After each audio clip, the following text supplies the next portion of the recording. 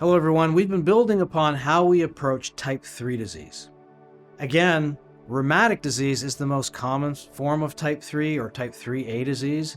And let's see how we approach a patient who presents with mixed mitral regurgitation and stenosis due to rheumatic disease, who also has concomitant tricuspid insufficiency and atrial fibrillation. Now, this is a case of an 82-year-old woman presenting with significant heart failure, atrial fibrillation, mitral annular calcification, restricted type 3A disease, and significant tricuspid insufficiency. That is a common vexing problem presenting to our heart teams. This patient is not an ideal transcatheter edge-to-edge repair candidate. We won't address the tricuspid insufficiency other than maybe a triclip and or other approaches, and not the atrial fibrillation. So after heart team assessment, we decided to proceed robotically. So we can do all things at the same time. So first, treating the atrial fibrillation, from which she was highly symptomatic, doing the biatrial Cox-Maze procedure. Again, the STS predicted risk of mortality in this lady was close to 5%. But through robotic technology, we're able to do this and decrease morbidity. And this patient tolerated this procedure well with biatrial Cox-Maze, as been illustrated before, as a concomitant procedure. Now, since there was severe mitral disease after completion of the left atrial appendage plication,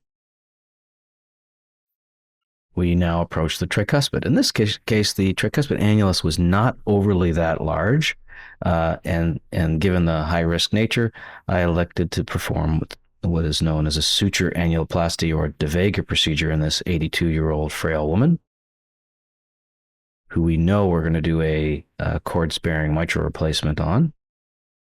This demonstrates, at least for the residents and fellows that have not seen these procedures, a fairly straightforward way to do this. Now, what's very important, as you'll note, these are fairly deep bites.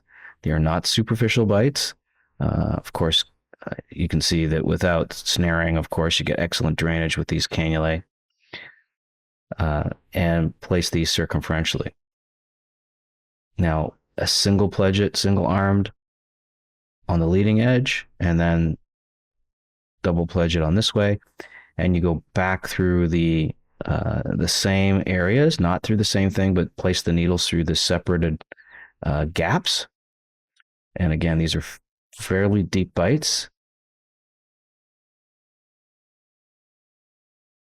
And now you have it. We've avoided the triangle of Koch completely.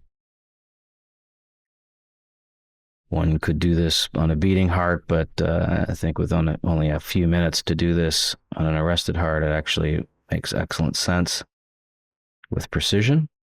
And you'll see why in a moment.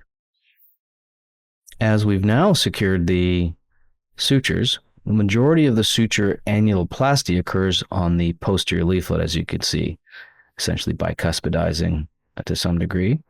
We turn all the vents off and then test the valve. As you know, it's a passive conduit, so it's not completely precise, but allows for slight tightening here. And that demonstrates how we can potentially do this working together with your tableside associate or associate surgeon. And then tying as marked with the robotic arms. And now you have your completed de Vega procedure, which only takes a few minutes. Now, reverting back to the mitral valve, you can see the mitral valve is quite degenerated and calcific with mitral annular calcification. And in this 82-year-old with mixed but largely type 3A disease, we're going to excise the anterior leaflet and do a full cord-sparing mitral valve replacement. In a previous video, we did demonstrate that, but here it is again.